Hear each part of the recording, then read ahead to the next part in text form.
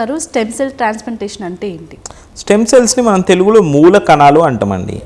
మూల కణాలు అంటే ఏ కణాలు అయితే మిగతా కణాలని కూడా తయారు చేస్తాయో వాటిని మూల కణాలు అంటాం. ఈ మూల కణాల లక్షణం ఏంటి అంటే, మనం గనక ఫర్ ఎగ్జాంపుల్ అందులో 2 రకాలు ఉంటాయి, ఆటోలోగస్ అండ్ ఎలోజెనిక్.